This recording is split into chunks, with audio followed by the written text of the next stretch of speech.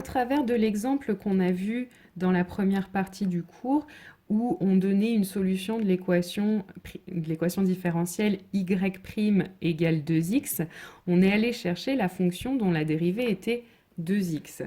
Et c'était la fonction x au carré. X au carré, c'est ce qu'on appelle du coup une primitive de 2x. C'est-à-dire c'est la fonction qui, quand on la dérive, donne 2x. Et donc, on voit bien que pour résoudre des équations différentielles, cette notion de primitive va être essentielle puisque nos équations différentielles font intervenir des dérivées. Et donc, on va avoir besoin, dans certains cas, de savoir quelle est la fonction qui admet telle dérivée. Donc, on va parler maintenant de la notion de primitive d'une fonction. Alors, toute fonction solution sur un intervalle i de l'équation différentielle y' égale f s'appelle une primitive de f sur i. C'est la fonction dont la dérivée est f. Donc, on va formaliser tout ça. Donc, soit petit f, une fonction continue sur un intervalle i de r.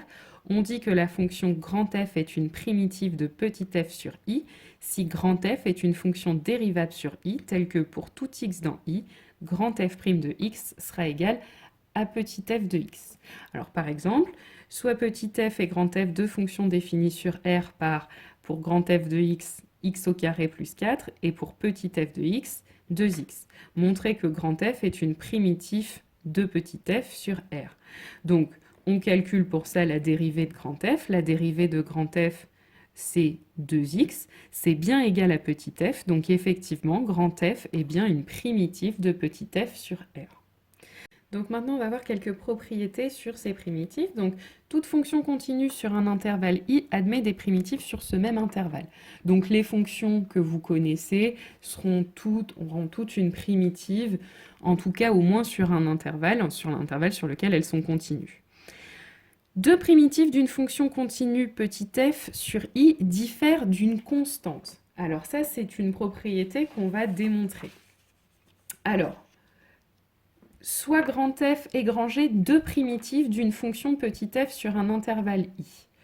Alors, pour tout x appartenant à i, on a donc que grand f' est égal à petit f de x et que grand g' de x est égal à petit f de x. Ça, c'est par définition de la primitive. Si grand f et grand g sont des primitives de petit f, quand on les dérive, ça fait petit f. On en déduit donc du coup que si on fait la soustraction de ces deux fonctions, qu'est-ce qu'on va obtenir quand on va les dériver? Donc la dérivée de grand f moins grand g de x, ce sera la dérivée de f de x moins la dérivée de g de x, grand f et grand g. Et donc on a dit la dérivée de grand f, c'est petit f. La dérivée de grand g, c'est petit f également. Donc finalement, la dérivée de grand f moins grand g, ce sera 0. Donc qu'est-ce qu'on en déduit?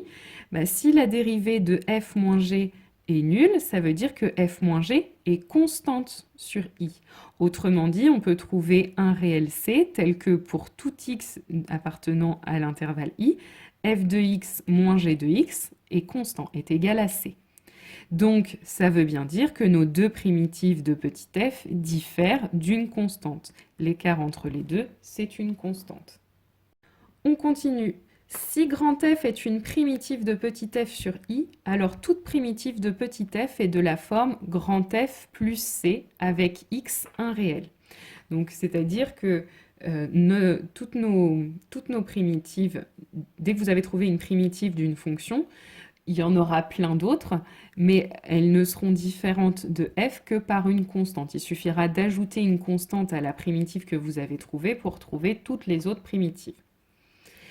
Soit x0 un réel de i et y0 un réel. Il existe une unique primitive de f qui prend en x0 la valeur y0. Donc on va voir à travers un exemple comment on peut appliquer cette propriété. Alors, soit petit f, la fonction définie sur R par f de x égale exponentielle de 2x. Montrer que grand f de x égale 1 demi de exponentielle de 2x, c'est une primitive de petit f sur R. Alors, on l'a déjà vu au-dessus. Pour le démontrer, il suffit de dériver grand f de x. Donc, grand f de x Pour la dérivée, je vais juste dériver exponentielle de 2x. Et puis je garde ma constante 1,5 devant. Donc on a déjà vu tout à l'heure, hein, exponentielle de 2x, ce sera 2 exponentielle de 2x. Et donc en simplifiant le 1,5 et le 2, j'obtiens exponentielle de 2x, c'est-à-dire exactement petit f. Donc effectivement, grand F est une primitive de petit f sur R. On vous demande ensuite d'en déduire la forme de toutes les primitives de petit f. On a dit, dès qu'on a une primitive, toutes les autres primitives vont s'écrire grand F plus une constante. Donc toutes les primitives de petit f, toute primitive de petit f est de la forme 1,5 de exponentielle de 2x, la primitive qu'on a trouvée, plus une constante, un réel c. Et donc enfin, on vous demande de déterminer la primitive de f qui vaut moins 2 en 0. Alors, on a dit qu'une primitive de petit f, elle s'écrivait sous cette forme-là. On veut savoir quelle est celle qui va valoir moins 2 en 0. C'est-à-dire que quand x vaut 0, elle est égale à moins 2. Donc ça revient à écrire cette égalité. Je remplace x par 0, et donc ça doit être égal à moins 2. Et donc je cherche quelle est en fait la constante c qui va faire que cette égalité est vérifiée. Donc j'essaye d'isoler c, donc déjà exponentielle de 2 fois 0, c'est exponentielle de 0, c'est 1, donc ça va donner 1,5 plus c égale moins 2, et donc c, si je fais passer le 1,5 de l'autre côté, va être égal à moins 5,5. La primitive de f qui vaut moins 2 en 0 est donc la fonction g définie sur R par g de x égale 1,5 de exponentielle de 2x moins 5,5.